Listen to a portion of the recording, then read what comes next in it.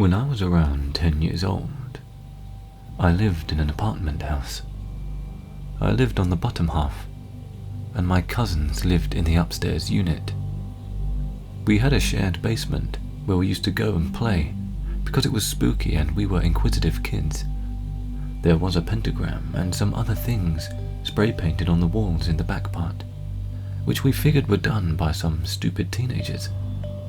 But we still stayed away from that area. We had a radio cassette player that we would record ourselves singing to our favorite songs, and set up a little hangout spot for us to play. Yes, this was the 80s. One day we were down in the basement and were recording ourselves singing as usual. When we played it back to listen, we heard ourselves singing, and then the tape went silent for a second. A weird voice started talking. It said, "You sound like Rosie." We looked at each other and kind of tried to laugh it off, both trying to act like we weren't scared. We played it again and again, trying to see if maybe there was something wrong with the player. We even tried it on a different player, and the voice remained. Still, we continued to play in our little area in the basement. Small things would happen, like our decorations would go missing, and we both would blame it on each other. Then it would show up the next day in a different place. Sometimes the light would go out on us, and we'd run up the stairs scared to death. My cousin said she felt someone push her as we ran. We told our parents, just for them to tell us we were being silly. Other things happened to me in our apartment also, like the door would open when I was home alone. My mother and father worked long hours, so I was alone a lot. I just figured it was the wind. This was back in the days when you could sleep with your windows open and not worry that an intruder would come in and murder you. One night I was up pretty late, listening to my music in my room, with the lights off because I was supposed to be asleep. I heard my older sister outside my window, calling me and telling me to come outside. I sit up and look out the window, which was next to my bed.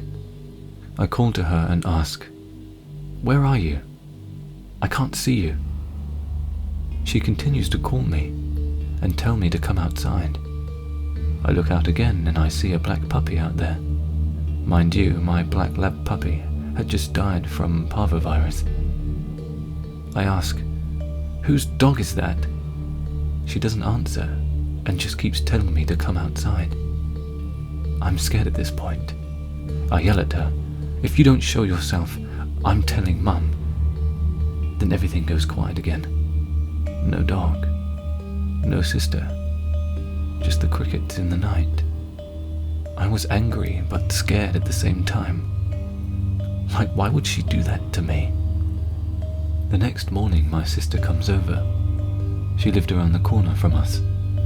I was telling my mum what she had done to me the previous night, and how she was teasing me with a dog, knowing mine had just died. My mum starts yelling at her, and she just starts laughing. She then says, "Why would I come over here in the middle of the night and tell you to come outside when I have a key to come inside?" So she and my mother are looking at me like I'm crazy. My mum says, "You were probably just having a bad dream. I know you miss your dog." I was again angry that they didn't believe me, and scared at the thought of something that wasn't my sister was trying to get me to come outside. My cousin starts telling me about hearing voices from her closet. She tells me she saw someone in the bathtub and the door slammed shut. We only had each other because nobody else believed us. I started having night terrors. A tall, thin, black form of a man with a top hat would stand in the corner of my room and tell me, "You're mine," over and over. I'm shivering just remembering all this. I was helpless. All my mum would say is, "You're not reading the Bible enough, and you need to pray."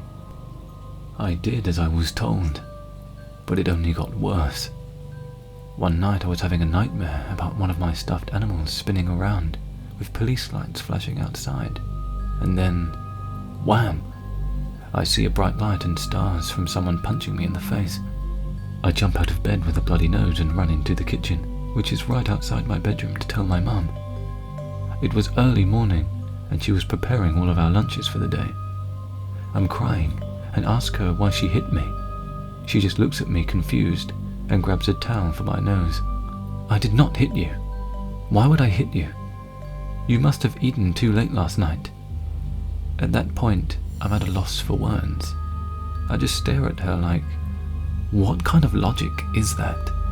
I ate too late? I continue crying and tell her someone punched me in the face and that I'm not lying. My mother began to think I was just acting out and making up lies. She calls my oldest brother to come straighten me out. He comes over and yells at me and threatens to whip me if I keep doing all this. I just gave up at that point. That was the only time I was physically injured by the spirit, or whatever it was. The door slamming and seeing the top hat man continued. Then one day it finally happened to my mum. She was taking a nap and something tried to pull her by her foot off the couch. She thought it was my dad playing a trick on her, so she gets mad and starts yelling for him to cut it out. I come out of my room and tell her dad's not home. She tells me what happened and I begin to cry, saying, "You see, I wasn't lying." After that day, she began looking for somewhere else for us to live and told my cousins to look for somewhere else too.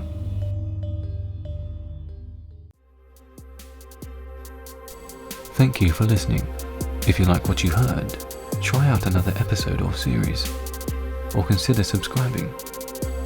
If you have a story you'd like narrated, find me on Twitter, which is in the description below.